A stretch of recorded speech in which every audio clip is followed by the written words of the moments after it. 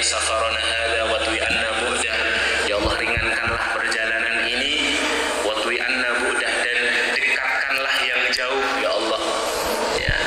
Allahumma antas sahibu fis safari wal khalifatu fil ahli. Ya Allah, Kau adalah kawanku dalam perjalanan dan Kau adalah penggantiku untuk keluargaku. Ya. Kemudian apa? Allahumma inna na'udzubika min wa'sa'is safari. Ya Allah, aku berlindung kepadamu dari keburukan-keburukan yang aku temui di safar ini. Wa ka'abatil mandori, pandangan-pandangan yang buruk. Wa su'il munqalabi fil ahli wal mali, dan keburukan untuk keluargaku dan juga untuk hartaku. Ya, jadi ada doanya semua.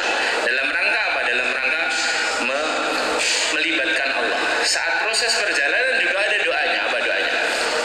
Mengucapkan takbir ketika tanjakan, Allahu Akbar, Allahu Akbar.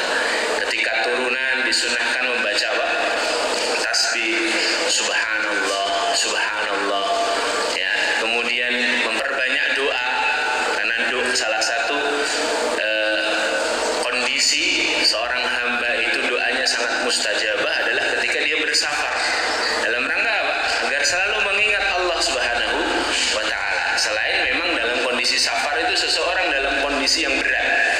Ya, orang-orang yang dalam kondisi berat itu doanya mustajabah gitu ya. Doa ketika kembali pulang ya. Nanti ada doa ketika kembali pulang. Aibuna taibuna li rabbina abiduna li rabbina hamidun. Ya, kan kita bahas itu. Ya. Kami adalah orang-orang yang kembali pulang ya Allah, taibun, orang-orang yang bertobat atas dosa-dosa kami selama di perjalanan ya Allah. Abiduna, kami orang-orang yang selalu menyembahmu ya Allah. Li rabbina hamidun, untukmu ya Allah kami selalu hamidun, memujimu ya. Nah, ada doa-doa itu yang disampaikan oleh Rasulullah SAW dan diajarkan oleh beliau SAW. Sebelum pulang diminta untuk mampir dulu ke masjid terdekat untuk sholat sunnah 2 rakaat ya sebelum pulang. Dalam rangka apa? Agar kita selalu melibatkan Allah Subhanahu wa Ta'ala dalam safar kita ya.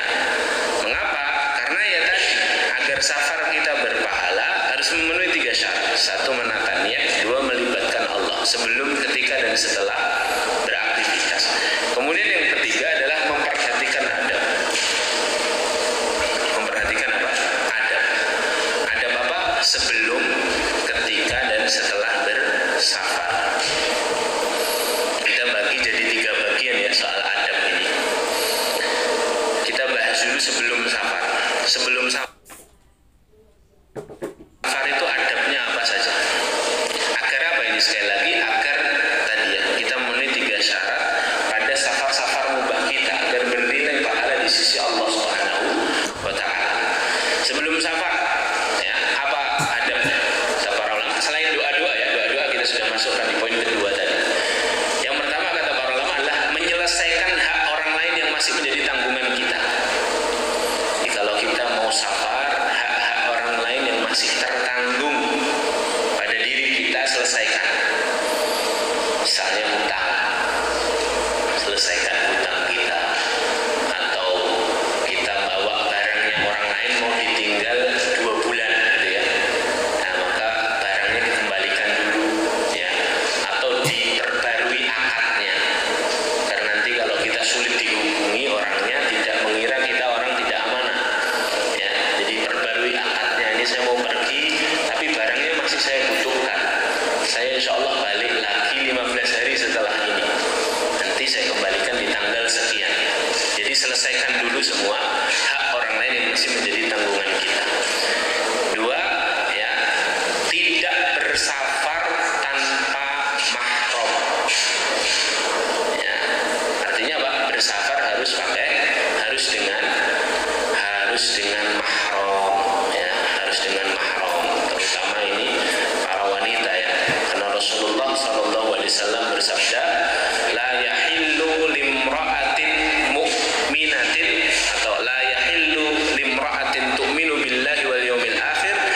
tusafiru masirata yaumin wa lailatin illa ma'adhi mahramin minha.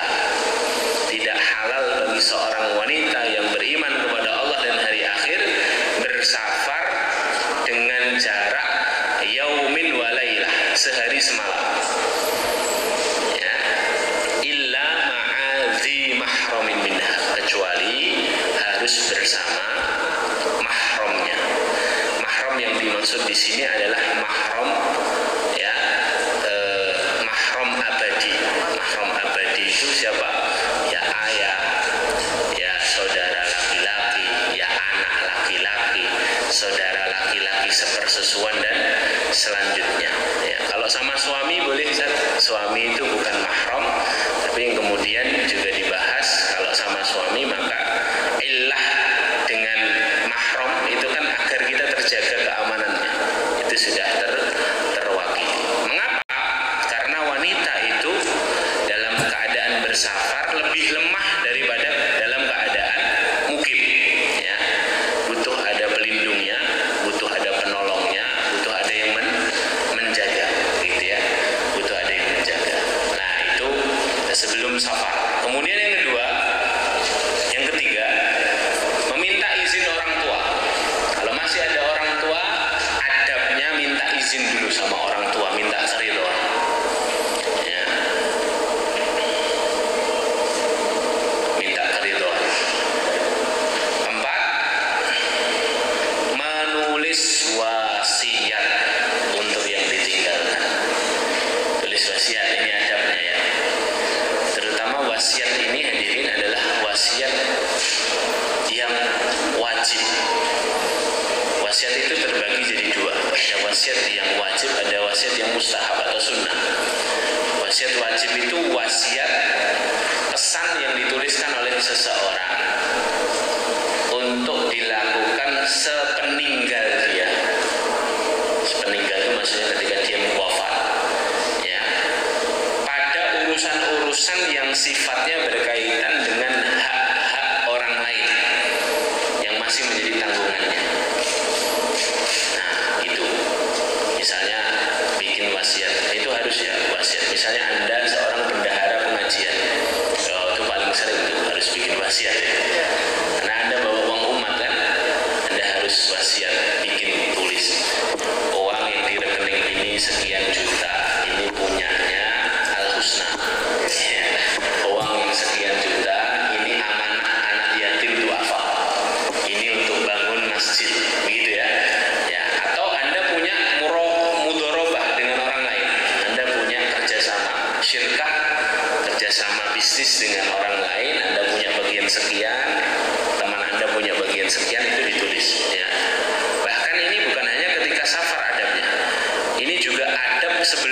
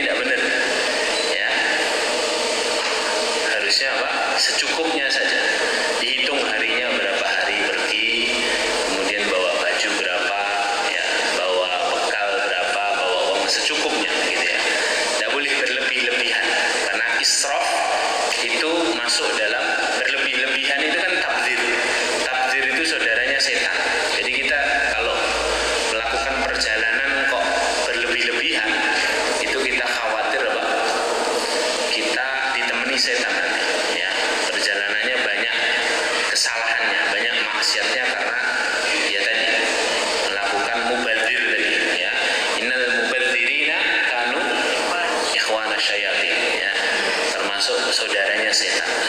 Ya, kemudian yang terakhir adalah memilih teman safar dari kalangan orang-orang saleh. Ya. Jadi safar itu sebisa mungkin dengan teman, tidak boleh sendirian. Ini adabnya. Mengapa? Karena satu, safar itu berat, butuh penyokong, butuh penolong, butuh teman. Yang kedua, karena kalau sendirian itu lebih mudah tergoda oleh syaitan. Ya, apalagi di kondisi sulit gitu ya, orang akan lebih mudah bermaksiat, ya, dan mudah tergoda dengan kondisi. Ya, maka perlu teman perjalanan, terutama teman-teman yang saleh yang akan bisa mengingatkan kita. Itu sebelum safar. Ada berapa, Bu? 9 ya. Kemudian saat safar. Nah, ini saat safar ini penting. Yang pertama, memilih amir safar. Memilih amir safar. Pastikan kalau kita melakukan safar harus ada amirnya, harus ada ketuanya, ya. Karena itu sunnah. Ya, memilih amir safar itu sunnah. Ya, idza kharaja thalatha fi safarin falyu'ammiru ahaduhum. Ya, falyu'ammiru ahadahu. Sabda Rasulullah dalam riwayat Abu Dawud, jika kalian pergi ya, 3 orang atau lebih, maka hendaknya kalian memilih 1 orang menjadi safar. Karena nanti di perjalanan pasti ada keputusan-keputusan, pasti ada pilihan-pilihan. Ya, kalau tidak ditunjuk amir nanti biasanya berselisih. Karena kondisinya berat ya, safar itu. Maka tunjuk 1 amir, amir ini nanti yang dengan bijak dia akan memilih 1 kebijakan atau 1 pilihan, gitu ya. Nah, itu adab ketika, ya, adab ketika bersafar yang pertama. Yang kedua, taat kepada amir safar. Nah, ini sudah jelas. Kalau sudah milih amir berarti dia harus taat. Apa yang jadi pilihan amir dia taati. Ya. Dalam Islam itu dikenal sistem syura, ya, sistem musyawarah. Makanya ada surat Asy-Syura. Ya. Surat Asy-Syura itu menunjukkan bahwa Islam itu sangat mengakomodir semua pendapat. Nah, dalam urusan jamaah atau rombongan, setiap anggota itu punya hak untuk berpendapat. Tapi kemudian yang mengambil keputusan siapa? Amir. Yang mengambil keputusan amir. Makan di mana ini? Di warung, di restoran A apa restoran B? Anda sebagai peserta rombongan A saja, yang satu B, yang satu C. Yang menentukan siapa? Amir. Kalau sudah diputuskan, ya, maka kita sudah harus taat kepada amir. Ya, itu keputusan bersama, itu namanya mufakat.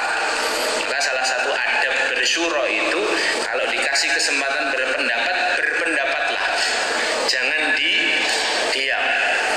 Ya, nah penyakitnya orang Indonesia itu kalau suruh berpendapat tidak mau berpendapat, kalau sudah diputuskan grememeng di belakang. Ya, itu gak bijak ini amirnya, ya. Tidak boleh lah, kamu disuruh berpendapat tidak berpendapat, gitu ya. Ya, jadi taat amir. Yang ketiga, mengadakan musyawarah. Ya, ini tadi ya, antara amir dan musafirin untuk memilih sebuah keputusan. Ini sudah kita bahas. Yang keempat,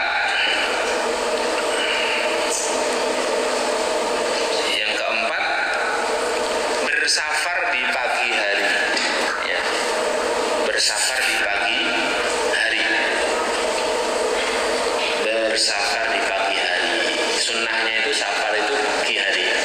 Karena Rasulullah SAW mendoakan umatnya, Allahumma barik li ummati fi bukuriha. Ya Allah, berkahi umatku di waktu paginya.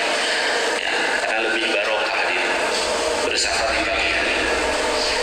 5, memilih kendaraan yang memadai. Memadai itu apa?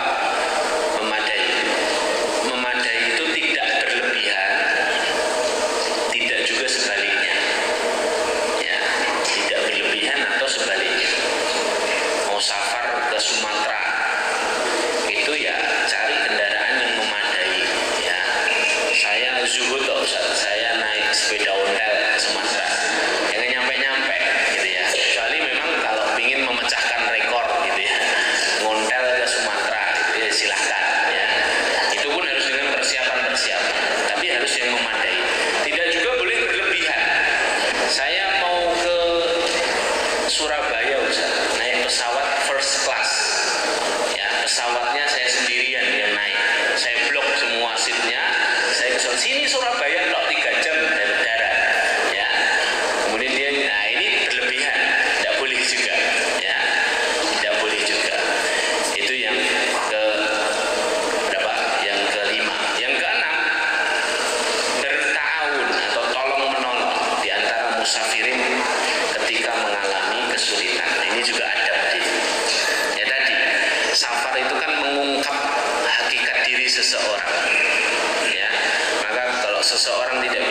komentar, tidak bisa mementingkan keperluan saudaranya, tidak mau tolong menolong, ketahuannya di sini. Maka adabnya Pak, saling berta'awun 'alal birri wat taqwa. Kemudian selanjutnya, ini penting juga, berdoa saat menempati tempat yang disinggahi. Ada satu doa yang diajarkan oleh Nabi SAW. Kalau kita menempati atau singgah di sebuah tempat, ya, apa doanya? A'udzu bikalimatillahi tammah min syarri ma khalaq. A'udzu bika, ya Allah, aku berlindung kepadamu, bikalimatillahi tammah, dengan kalimatmu yang sempurna, min syarri ma khalaq, dari kejahatan makhluk-makhluk. Kita tidak tahu kita tempat singgah itu tempat singgah yang baik atau tidak. Kita tidak tahu makan di warung itu warung yang baik atau tidak. Ya, maka kita berdoa kepada Allah Subhanahu wa Ta'ala. Kata Rasulullah, barang siapa yang membaca doa itu, lam yadurruhu syai'un hatta yartahila min manzilihi dzalik. Tidak ada yang bisa membahayakan dirinya sampai dia melanjutkan perjalanan dari tempat itu. Ya, jadi dijaga sama Allah Subhanahu wa Ta'ala. Itu. Kemudian selanjutnya, berkumpul saat istirahat makan dan tidak sendiri-sendiri, karena setan bersama orang yang sendiri-sendiri. Ya, jadi kalau lagi istirahat itu kumpul. Ya, sunnahnya itu kumpul, makannya ya makan bareng sambil ngobrol, ya sambil cerita, ya agar akrab, agar bisa Pak lebih solid gitu ya dengan tim perjalanan. Selanjutnya, ini juga sangat penting. Ini inti safar. Selain kita, intinya adalah tujuan kita masing-masing. Intinya apa? Ini diantara adab yang sangat dianjurkan, Pak, memperbanyak doa. Karena safar adalah salah satu keadaan atau salah satu waktu mustajabah. Perbanyak doa ketika safar. Ya. Waktu mustajab ini. Da'watun la turad, kata Rasulullah. Doa-doa yang tidak mungkin ditolak sama Allah. Doanya siapa? Doanya musafir. Ya. Kemudian selanjutnya, ya, sibukkanlah diri kita dengan ketaatan-ketaatan. Ya, misalnya apa? Saat safar perbanyak zikrullah, zikir, ya. Kemudian bertafakur, itu juga taat itu tadi. Jadi ngelihat kejadian ada ibu-ibu bawa barang banyak dengan pundaknya dan punggungnya untuk mencari maisha, itu kan kita bisa bertafakur dengan peristiwa seperti itu ya. Ya, kita banyak bertafakur dengan kejadian dan suasana yang ada di sekeliling kita. Ya, mengambil ibrah, mengambil pelajaran. Kemudian mungkin bisa juga yang punya hafalan Al-Quran mengulang hafalan Al-Qurannya saat di perjalanan. Ya, kemudian berbuat ihsan kepada orang-orang yang di sekitarnya. Ya, ada orang butuh bantuan ya kita bantu. Semoga Allah membantu dan menolong kita, gitu ya. Allahu fi aunil abdi makanal abdu fi auni akhihi, kata Rasulullah. Dan Allah selalu menolong seorang hamba, ya, ketika seorang hamba itu menolong saudaranya. Jadi kalau mau ditolong selama perjalanan, selamat sampai pulang, banyak berbuat ihsan kepada orang-orang di sekitar kita. Dan itu juga bagian dari apa? Ketaatan, gitu ya. Ya, juga di antara bentuk ketaatan itu apa? Meninggalkan bekas yang baik di tempat-tempat yang kita lewati. Bekas yang baik itu apa? Jejak digital, ya kalau bahasa sekarang ya. Meninggalkan jejak. Jejak itu bisa dengan sholat, bisa dengan zikir. Dan nanti semua bukit, semua jalan, semua pohon-pohon, semua bebatuan itu akan menjadi saksi di hadapan Allah Subhanahu wa Ta'ala, membela kita nanti di hadapan Allah. Apa dalilnya? Surah Al-Zalzalah ayat 4. Yauma idzin tuhadditsu akhbaraha. Pada hari itu bumi akan bersaksi di hadapan Allah tentang kita. Nah, itu nanti akan menjadi saksi-saksi kebaikan. Makanya salah satu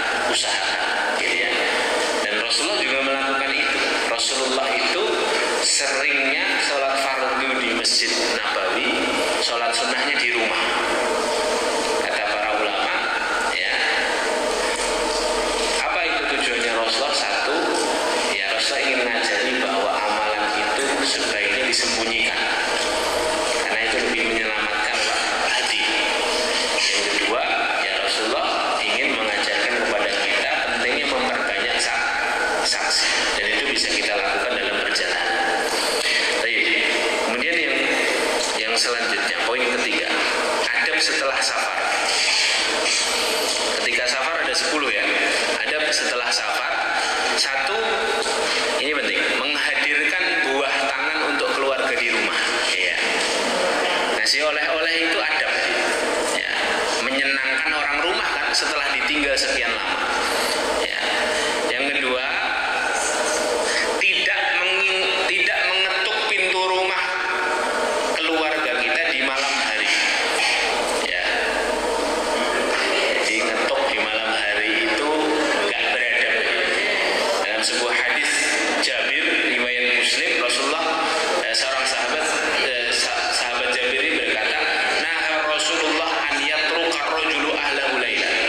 Rasulullah melarang seorang mengetuk pintu rumah keluarganya malam-malam. Nah, terus gimana Ustaz? Ya tunggu sampai pagi.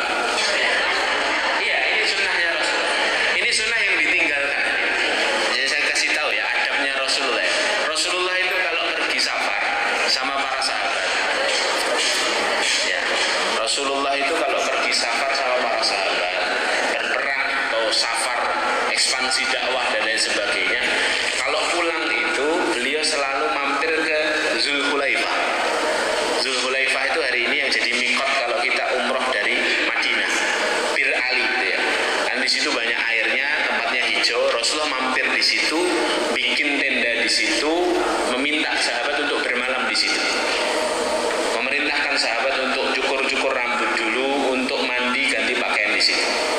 Kemudian Rasulullah malam itu ngutus seorang sahabat masuk ke Madinah. Zulhulaifah itu tidak jauh dari Madinah. Kalau sekarang naik bis mungkin sekitar 15 menit, 20 menit. Rasulullah ngutus sahabat ke Madinah mengumumkan bahwa rombongan Rasulullah besok pagi akan tiba. Malam itu sudah kondisi sahabat sudah 100%. Utusan yang diutus untuk mengumumkan tadi, orang rumah juga jadi siap. Para istri juga sudah pada siap untuk menyambut suaminya, anak-anaknya sudah senang, kemudian pagi harinya baru pulang. Itu sunnah Rasulullah yang hari ini kita tinggalkan. Dunia barat hari ini mengajarkan, berangkatlah kamu ke tempat kerjamu dalam kondisi baterai full 100%. Pulanglah kamu ke rumahmu dengan kondisi baterai terserah kamu. Lobet. Akhirnya sampai rumah apa? Capek. Kemudian anak sudah menyambut, mau mainan sama ayahnya, sudah tinggal apa? Tinggal capek. Ya, akhirnya interaksinya berkurang antara seorang anak dan ayah, atau seorang anak dan ibu yang juga wanita karir. Akhirnya tidak baik. Ya. Orang rumah juga tidak tahu kalau ayahnya pulang, ya, kalau suaminya pulang. Tapi Rasulullah Islam ngajari kita berangkat 100%, pulangnya juga harus 100%. Ini sunnah yang ditinggalkan. Saya punya pesantren di Klaten, ustadz-ustadz yang sudah berkeluarga wajib ngajar di pesantren sambil bawa baju ganti, peralatan MCK, deodoran, minyak wangi. Harus bawa itu. Ya. Agar apa? Sebelum pulang, kalau seharian ngajar, sebelum pulang mandi dulu di pesantren. Semprot minyak wangi dulu, baru setelah itu pulang. Ya, agar apa? Tidak ada konflik di dalam rumah. Ya. Karena interaksinya yang tidak baik, gitu ya. Kalau sudah lowbat kan tidak baik. Kalau pulang, seorang suami pulang dalam keadaan fresh, ganteng, gitu ya, pakaiannya rapi, tidak bau keringat, wah masya Allah, tabarakallah. Nah itu maksudnya. Itu maksudnya. Tidak boleh ngetuk rumah di malam hari itu, maksudnya begitu. Ya. Kemudian selanjutnya yang ketiga, memberi kabar kepulangan kepada keluarga di rumah. Nah ini yang tadi ya.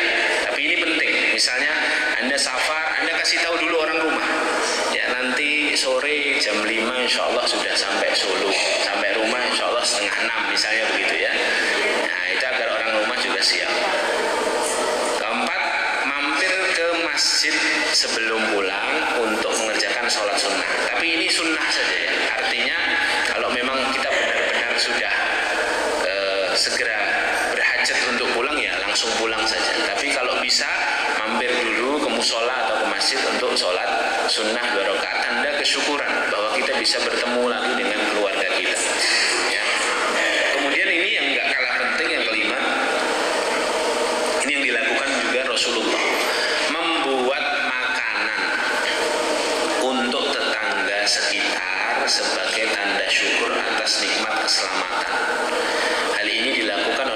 salafus sholih sepulang dari safar yang lama dan panjang. Syukuran hari ini. Ya, syukuran. Ini juga kita menjadi tradisi kita ya. Kalau pulang dari perjalanan panjang, biasanya bawa oleh-oleh untuk tetangga atau bikinkan makanan ya sebagai tanda syukur kita. Lah hari ini muliakan Allah itu adab-adabnya ya. Jadi lihat Islam itu begitu sempurna. Semua aktivitas itu ada adabnya. Dan adabnya dibahas oleh para ulama detail. Makanya kalau kita mau melakukan safar duniawi atau safar-safar mubah agar tetap berpahala di sisi Allah harus memenuhi 3 syarat. Tata niat, libatkan Allah sebelum, ketika, setelah bersafar. Yang ketiga, perhatikan adab sebelum, ketika, setelah bersafar. Nah itu adabnya. Satu bagian selesai. Sudah 1 jam ya. Masih ada bagian kedua. Bagian keduanya apa? Seputar fikih dalam bersafar. Fikihnya juga dibahas nih hadirin ya. Karena safar itu punya fikihnya tersendiri ya, karena akan banyak keringanan-keringanan kan ya. Maka ini kita akan juga membahasnya beberapa menit ke depan insyaallah. Kajian kali ini karena diminta oleh pengurus temanya khusus ya sudah, berarti waktunya juga harus khusus. Jangan beranjak sebelum saya selesai ya. Iya, ini soalnya nggak cukup bahas 1 jam ini hadirin, harus lebih ya. Tapi ini insyaallah satu paket. Sudah saya penet-penet biar lengkap ini ya. Kita akan juga perlu membahas tentang seputar fikih safar. Apa itu fikih safar? Hukum-hukum yang berkaitan tentang aktivitas safar kita ya. Yang pertama yang harus kita ketahui tentu kapan seseorang itu dikatakan sebagai musafir ya kan. Karena fikihnya ini khusus untuk orang yang bersafar. Maka hal pertama yang penting untuk kita bahas apa? Kapan seorang itu disebut musafir? Ya. Para ulama dalam hal ini berbeda pendapat, menjadi 2 pendapat. Ada pendapat mayoritas, jumhur, ada pendapat minoritas, sebagian ulama.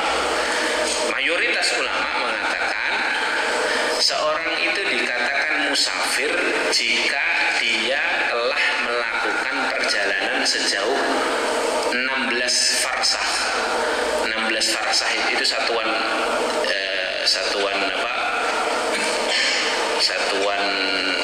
jarak di kalangan orang Arab ya.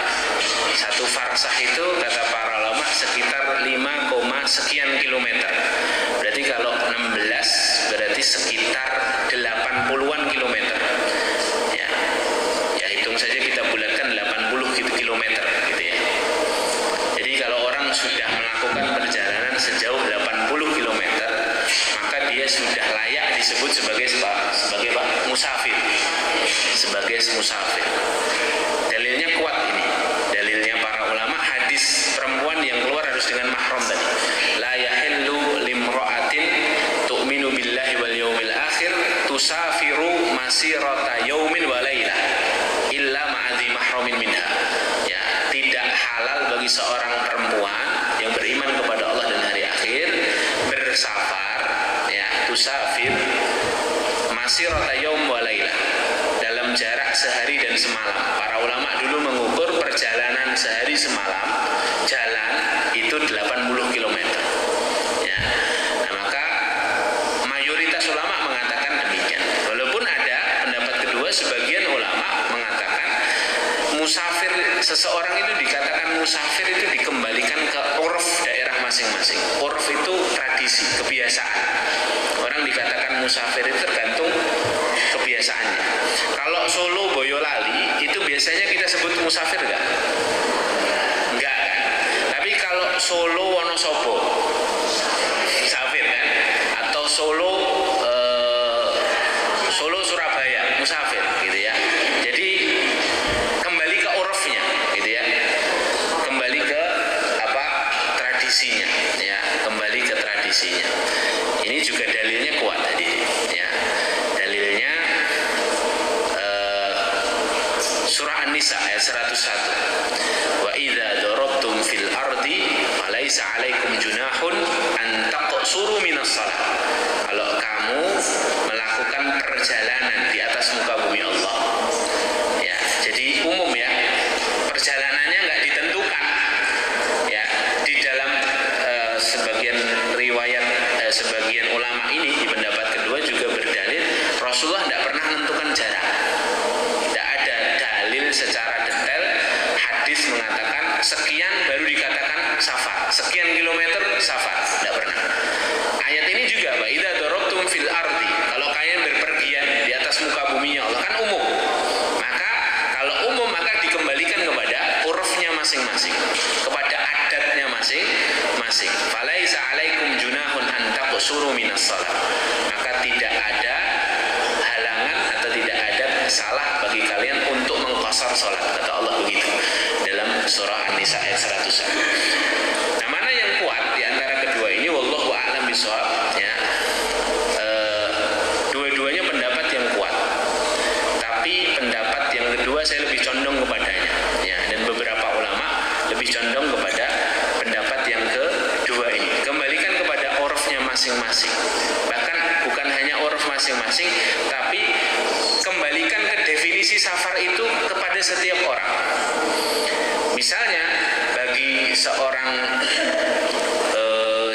bagi seorang sopir sayur, Tawangmangu, Pasar Legi itu nggak safar, karena setiap hari dia naik turun tuh, ya, ngambil sayur dari atas dikirim ke bawah setiap hari sampai dia lubang-lubang jalan di Solo Tawangmangu itu hafal.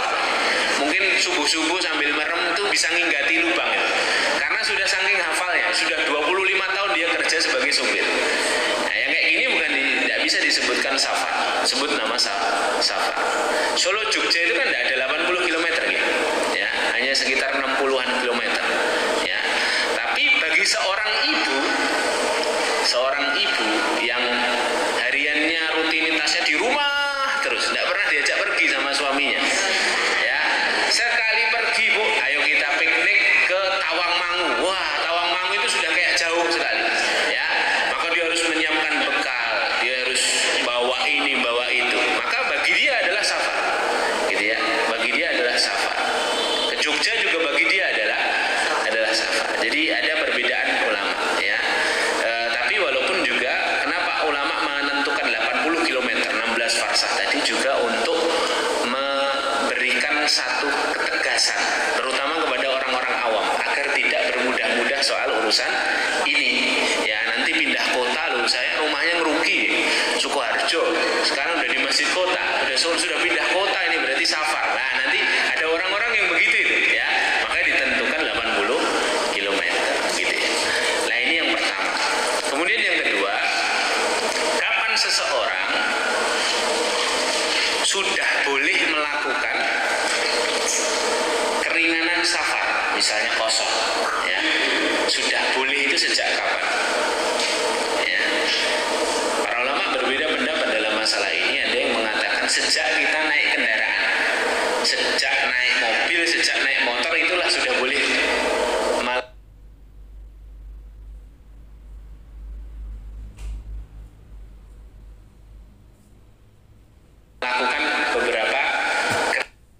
beberapa keringanan safar, seperti sholat qashar, sholat jamaah, ya, berbuka puasa, itu sudah boleh, ya. Ada juga ulama yang mengatakan sejak meninggalkan rumah, sampai pagar depan rumah, kemudian buka kemudian buka, ya. Ya, tapi jumhur ulama, mayoritas ulama mengatakan, ya, sudah boleh mendapatkan keringanan safar itu ketika telah meninggalkan bangunan-bangunan di kotanya, meninggalkan bangunan-bangunan kota. Jadi kalau sudah keluar kota, ya, misalnya kalau Solo ini kan bangunan-bangunannya ya di sekitar Slamet Riyadi ini, ya. Kalau sudah agak ke sana, agak tol Colomadu itu atau tol Banyudono itu, nah itu kan sudah meninggalkan, sudah sawah-sawah kan itu, ya, di situ sudah boleh melakukan keringanan safar, ya. Nah, ini juga dibahas oleh para ulama, ya. Kemudian pembahasan yang lain adalah sampai kapan kita boleh mengambil qashar sholat. Mengambil qashar sholat itu sampai kapan? Ya.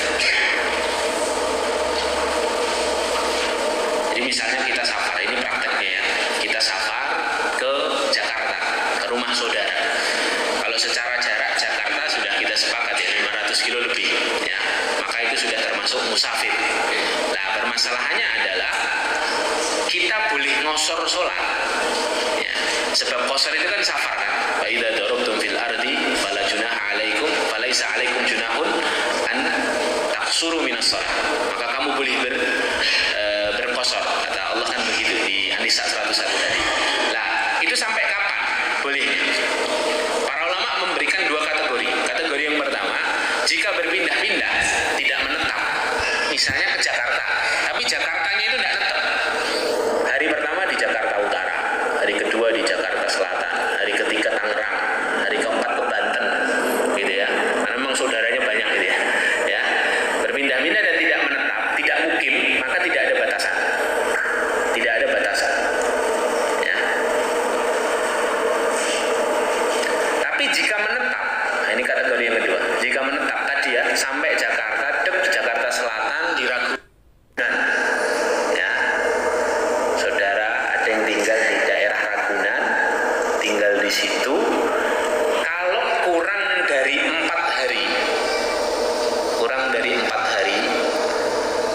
itu hitungannya para ulama itu 20 kali sholat. Jadi satu hari kan 5 sholat ya, 20 kali sholat. Kurang dari 20 kali sholat, maka masih bisa mengqasar sholat.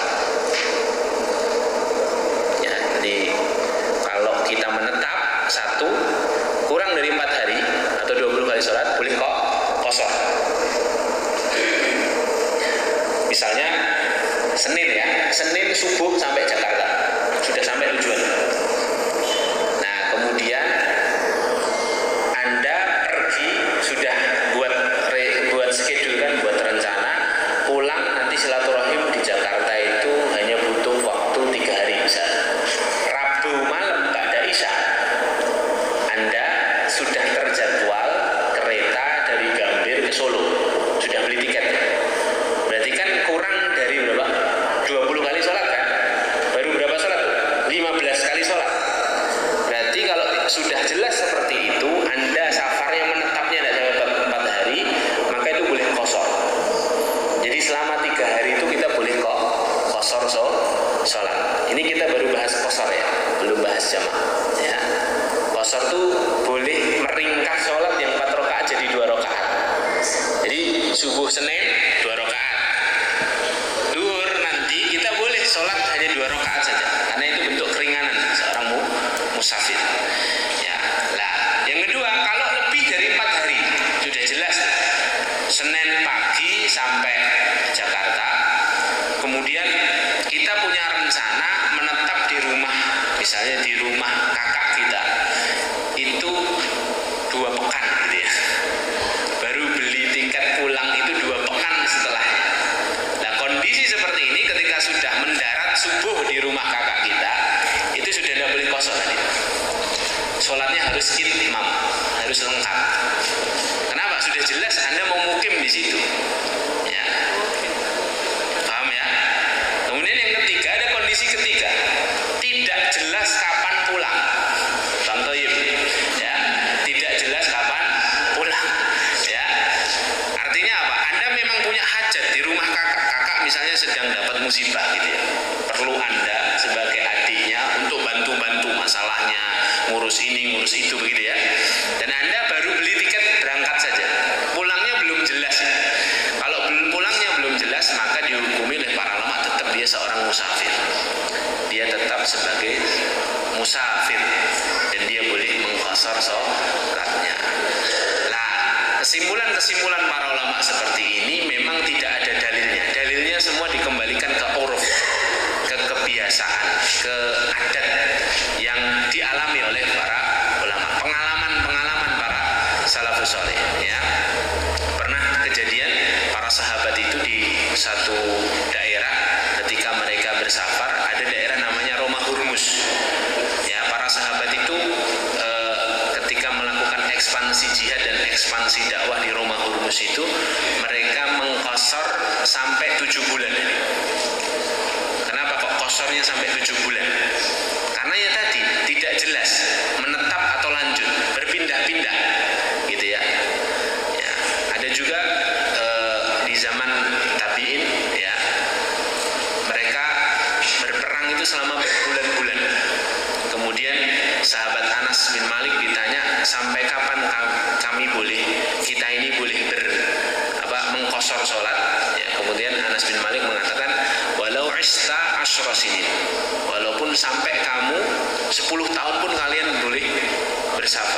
boleh berqasar, boleh mengqasar sholat. Karena apa? Ya tadi berpindah-pindah, belum jelas, tidak mungkin, gitu ya. Ya, ala kulli hal, intinya adalah apa? Intinya qasar itu disebabkan oleh safar. Selama kita statusnya adalah musafir, maka kita boleh mengqasar. Adapun hitungan 4 hari tadi hitungannya para ulama, ya. Karena orang kalau sudah menetap lebih dari 20 kali sholat itu ya berarti dia sudah mukim, ya. Dia tidak kemana-mana, gitu ya. Maka statusnya adalah mukim, begitu. Kemudian para ulama juga membahas hukum-hukum lain. Saya sebutkan secara cepat. Bolehkah seorang musafir itu selalu menjamak sholat? Nah, ini sekarang kita bahas jamak. Banyak di antara kita yang menganggap qasar sama jamak itu satu syariat aja. Tidak ya. Qasar itu satu syariat, jamak itu syariat yang lain. 2 paket dia, bukan satu paket. Tapi boleh juga di jamak qasar, gitu ya. Nah, hanya ketika kita ini mengalami satu kondisi, kita langsung jamak qasar. Padahal belum tentu sholat itu boleh dijamak dan diqasar, ya. Ada yang boleh diqasar saja, ada yang boleh dijamak saja, ya. Cara mudahnya mengetahui gini, qasar itu boleh dilakukan jika ada safar. Qasar itu sebabnya safar. Jamak itu boleh dilakukan jika ada kesulitan, ada masyaqqah atau kesulitan.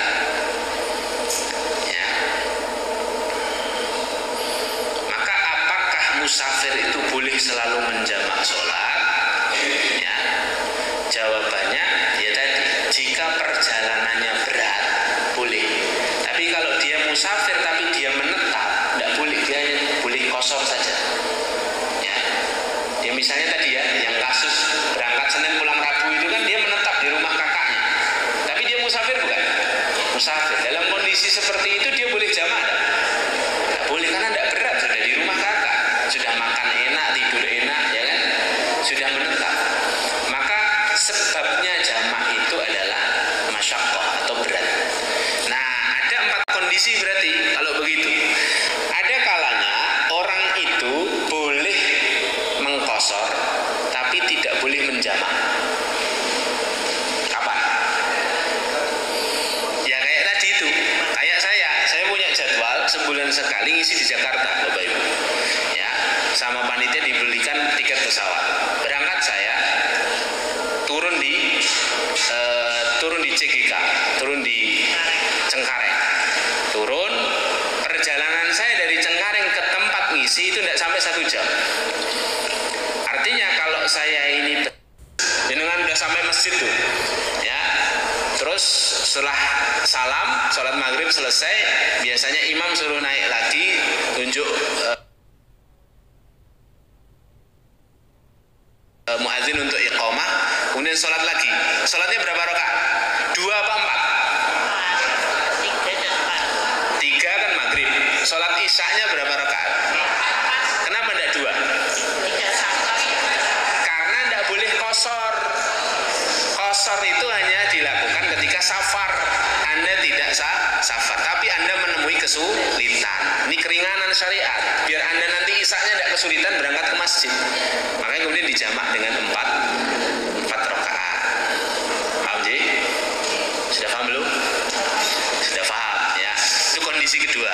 Kondisi ketiga, ya, boleh jamak dan boleh qasar. Ini favoritnya jenengan. Ayo jamak qasar. Ngerti ini syariat. Padahal itu 2 syariat, Pak. Jamak qasar. Kapan? Ketika kita dalam keadaan safar dan safar kita dalam keadaan berat. Ini keringanan hadirin. Ini keringanan syariat. Allah itu senang ketika hambanya mengambil keringanan, ya. Jadi kalau kita melakukan perjalanan, misalnya Solo Jakarta, contoh yang gampang saja, 500 sekian kilometer, naik mobil, masuk tol, loh kan rest area banyak Ustadz, masjid banyak hari ini. Kesulitan itu bukan soal masjid banyak atau tidak ya. Kadang-kadang ada tubuh yang harus sopirnya cuma satu hari ini, cuman si suami saja, anaknya belum ada bisa nyetir, istrinya juga tidak bisa nyetir. Ya ada kesulitan-kesulitan yang kadang bukan hanya soal kesulitan cari masjid, ada kesulitan fisik, bekal, kalau banyak mampir nanti waktunya banyak di jalan dan lain sebagainya, perjalanannya berat, maka di situ boleh mengqashar dan menjamak. Sholat duhurnya 2 rakaat, sambung dijamak sama asar 2 rakaat, boleh takdim, boleh takhir. Hanya catatannya kalau takhir yang dikerjakan pertama bukan asarnya dulu, Bapak Ibu, tapi duhurnya dulu. Sholat itu harus urut, ya, duhur baru kemudian asar, dua-dua. Kondisi ketiga. Kondisi keempat, tidak boleh qashar dan tidak boleh jamak. Kapan?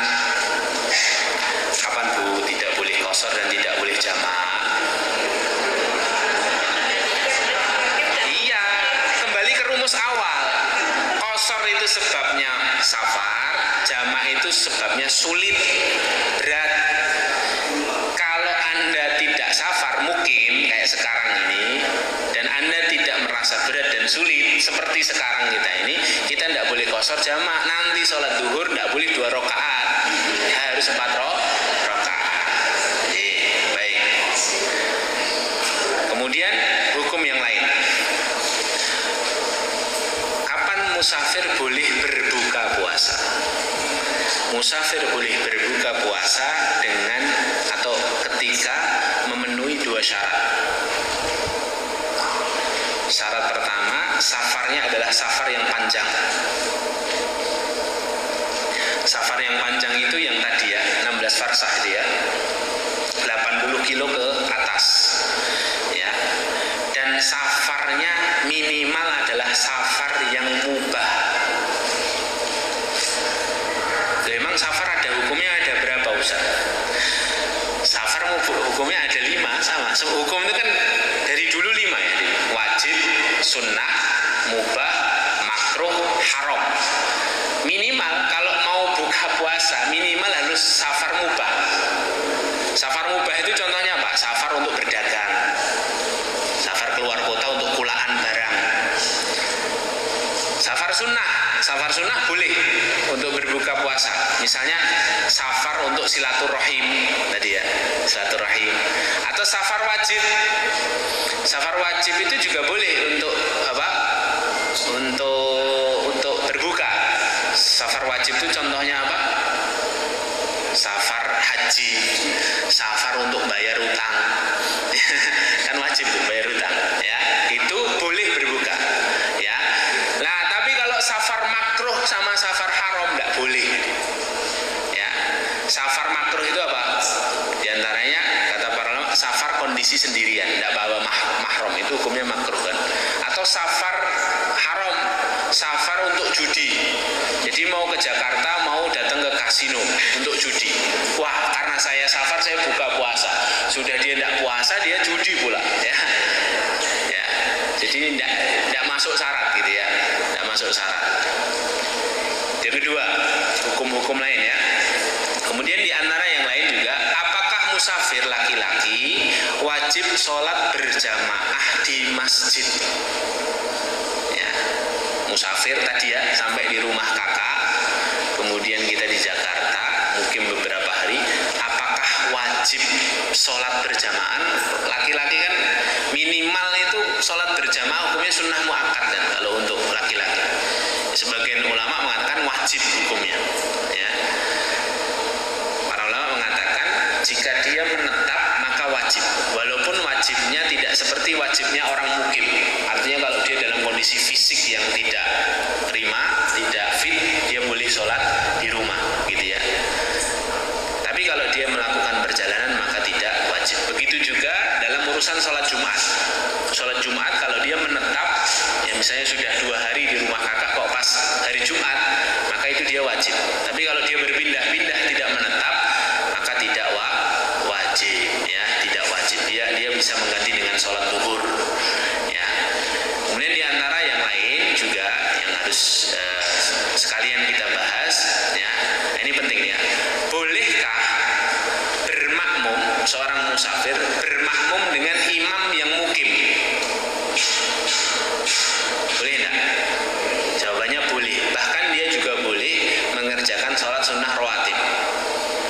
sholat sunnah rawatib itu boleh dikerjakan oleh musafir. Selesai sholat duhur, kemudian dia sholat sunnah rawatib itu diperbolehkan. Ya. Kemudian masalah yang sering ditanyakan ini adik. Jika seorang musafir mengerjakan ya sholat jamak takdim maghrib dan isya, ya, maka bolehkah dia mengerjakan sholat sunnah witir setelahnya? Jawabannya boleh. Jadi misalnya Anda mampir di masjid di Sukabumi, ya, mampir masjid rest area, kemudian sholat maghrib jam 6, 3 rakaat, kemudian jamak qashar, isya 2 rakaat. Setelahnya kan sudah waktu ba'da isya, walaupun masih waktu maghrib. Bolehkah kita sholat witir? Jawabannya boleh, walaupun itu di waktu maghrib. Tapi kita sudah selesai mengerjakan sholat isya. Ya, misalnya kita mau jagain witir, karena ada orang yang punya amalan-amalan khusus, amalan andalan, jagain witir selama bertahun-tahun tidak pernah tidak witir. Ya, nah itu boleh witir 1 rakaat atau 3 rakaat. Ya. Kemudian ini pembahasan yang terakhir, saya kira ini yang sering ditanyakan oleh jamaah, saya coba rangkum. Jika seseorang atau seorang musafir sholat maghrib, bolehkah dia bermakmum dengan imam mukim yang sedang sholat isya? Mesti enggak dengar? Sering ya ini kejadian ya. Kita datangnya jam 7 kurang seperempat, baru mendarat di masjid setempat, sudah masuk waktu isya, imam muadzin sudah azan isya, kita belum sholat maghrib. Nah ini gimana ini? Apa yang harus saya lakukan? Sedangkan saya harus sholat maghrib dulu kan? Nggak boleh sholat isya dulu hadir, harus sholat maghrib dulu. Maka apa yang bisa saya lakukan? Ya, kemungkinannya 2. Jika Anda masih memungkinkan sholat maghrib sambil nunggu iqomah, maka sholatlah maghrib dulu, baik sendiri-sendiri maupun jamaah, 3 rakaat dulu. Paham ya? Jadi kan azan kita datang wudhu kok azan isya. Nah, masuk sholat maghrib 3 rakaat dulu. Itu kalau memungkinkan sebelum iqomah untuk mengerjakan sholat maghrib. Lah, jika kita tiba di masjid, muadzin sudah iqomah, makmum sudah berbaris, imam sudah mengimami, sudah masuk al-fatihah. Apa yang Anda lakukan? Nunggu selesai dulu atau gimana? Kalau nunggu selesai dulu, apalagi Anda seorang musafir sendirian misalnya, kan maneman, ada jamaah kan? Maka apa yang harus dilakukan? Para ulama mengatakan ya ada 2 cara. Ya, cara paling simpel ya cara pertama tadi, sholat dulu maghrib 3 rakaat. Tapi kan ada kondisi imam sudah siap untuk mengerjakan sholat. Ada 2 cara. Ini saya kasih tahu caranya. Ini dipilih oleh banyak ulama. Di antara Imam Nawawi, Syekh Utsaimin, juga Ibnu Taimiyah rahimahullah ta'ala. Ya, cara pertama, kita ikut sholat bersama imam ya dengan niat sholat maghrib. Ya, dengan niat sholat maghrib. Pada rakaat ketiga tuh, sujud rakaat ketiga, imam Allahu Akbar, naik kan imam kan, rakaat keempat, kita tidak ikut naik, kita langsung duduk tasyahud akhir. Paham? Tasyahud akhir, baca doa tasyahud, sholawat, fil alamina innaka hamidum majid, doa-doa, Allahumma inni a'udzubika min adzabi jahannam, min adzabil qabri, fitnatil mahya wal mamat, fitnatil masiihid dajjal, Allahumma a'inni ala dzikrika, sambil nunggu imam selesai menyelesaikan rakaat keempat. Jadi kita tetap dalam kondisi apa? Tahiyat. Lah nanti kita salam bersama imam. Paham? Ini dipilih oleh Imam Nawawi dan Syekh Utsaimin rahimahullah ta'ala, juga Ibnu Taimiyah. Ini cara pertama. Tips pertama. Tips kedua, ketika kita ikut bersama imam di rakaat pertama, ya kan? Rakaat pertama kan langsung gabung, niatnya sholat maghrib. Nanti sampai rakaat ketiga, ketika imam lanjut ke rakaat keempat,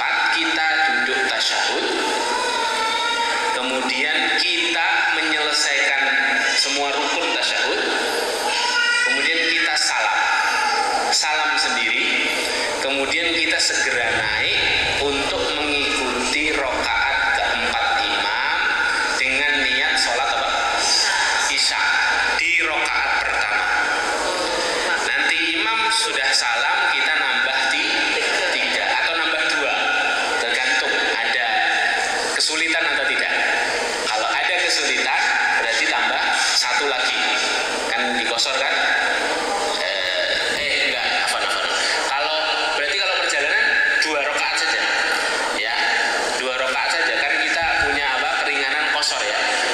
Satu rokaat sudah bersama imam, nambah tinggal satu rokaat, gitu ya. Nah itu jelas yang kita bahas adalah kita diperbolehkan jamak ya, Afan, saya jadi agak keliru, gitu ya. Jadi ada dua cara tersebut. Nah ini hari dimuliakan Allah beberapa hukum berkaitan dengan fikih safar. Lalu ketika pulang, nanti adabnya pulang apa? Pulang itu adabnya ya doa sama. Subhanalladzi sakhkhara lana hadza wa ma kunna lahu muqrinin wa inna ila rabbina lamunqalibun. Kemudian doa safar lagi. Allahumma inna nas'aluka fi safarina hadza al-birra wat taqwa min al-amali wa tarda. Allahumma hawwin alaina safarana wa tu'inna bu'dahu. Allahumma anta sahibu fi safari wal khalifatu fil ahli. Allahumma inna na'udzubika min wa'tha'is safar wa ka'abatil mandari wa su'il munqalabi fil mali wal ahli. Kemudian ditambahkan satu kalimat apa?